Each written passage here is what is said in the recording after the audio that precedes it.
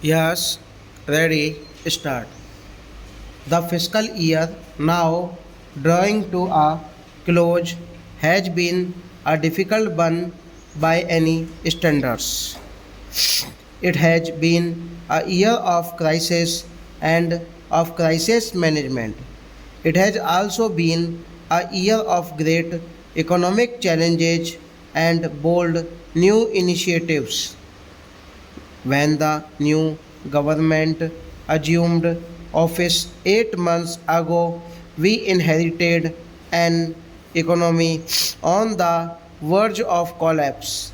Inflation accelerating rapidly, the balance of payments was in serious trouble. The foreign exchange reserves were barely enough for 2 weeks of imports.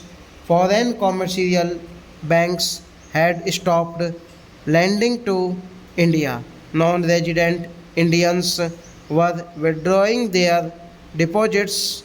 Shortages of foreign exchange had forced a massive import squeeze which had halted the rapid industrial growth of earlier years and had produced negative growth rates from May 1991 onwards. Our first and immediate challenge was to arrest the slide and restore India's credibility both domestically and in the eyes of the world.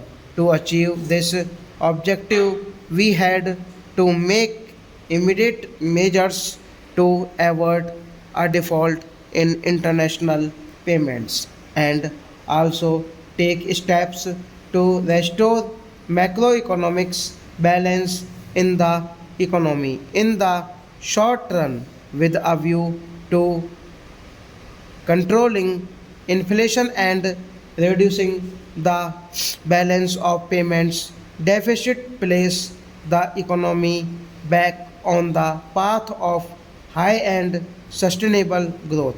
The new government took several initiatives in pursuit of these objectives. We took emergency measures to prevent a default in external payments which would have been highly disruptive. The previous government had already decided to use a part of the gold held by the Reserve Bank of India to mobilize temporary liquidity abroad. We did not consider it prudent to reverse this decision, but we promised to redeem the gold at the earliest opportunity, and we have kept our words. We began the process of restoring macroeconomic balance by seeking to reduce the fiscal deficit, which had grown very large in the previous year.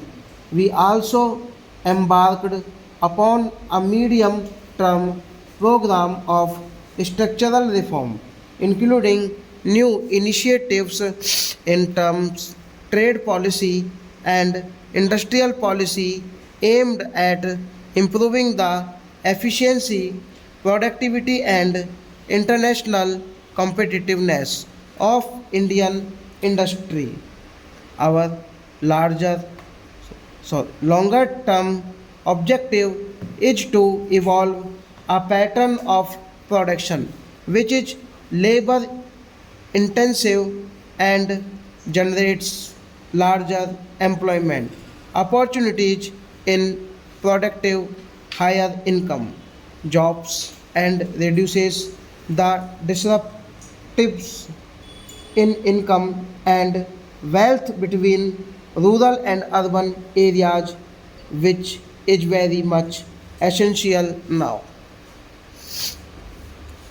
Stabilization and structural adjustment are never painless or quick, especially when we are dealing with imbalances and structural rigidities which have built up over several years to bring the economy back to a path of rapid and sustainable growth.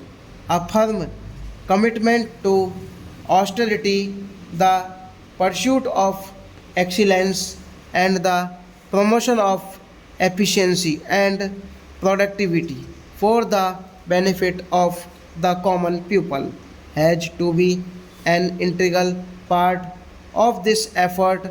Given our limited resources, our pupil cannot afford to copy the soulless consumerism and the wasteful lifestyles of the affluent countries of the West. Conspicuous consumption has to be actively discouraged. The virtues of thrift have to be emphasized. The honors of wealth has Gandhiji used to say must learn to regard themselves as trustees of society. We cannot postpone structural reform and adjustment, but we must ensure that the burden of adjustment on the poorer and weaker sections of our society is reduced to the maximum possible extent. We are traveling through difficult and uncharted terrain where no action is without attendant risks, and success will not always be immediate. We need patience, perseverance, and national cohesion if we are to succeed. It has been alleged by some people that the reform program has been dictated by the IMF and the World Bank. We are founder members of these two institutions, and it is our right to borrow from them with when we need assistance in support of our programs. As lenders, they are required satisfy themselves about our capacity to repay loans, and this is where conditionality comes into the picture. All borrowing countries hold discussions with these institutions on the viability of the programs of which assistance is sought. We have also held such discussions. The extent of conditionality depends on the amount and the type of assistance sought. However, I wish to state categorically that the conditions we have accepted reflect no more than the implementation of the reform program as outlined by letters of intent sent to the IMF and the World Bank, and are wholly consistent with our national interests. The bulk of the reform program is based on the election manifesto of our party. There is no question of the government ever compromising our national interests of our policies. Will take time to materialize. I am happy to report to the House that we have made substantial progress even in this short space of 8 months, restoring India's credibility and pulling the economy back from the slide into financial chaos. Stop.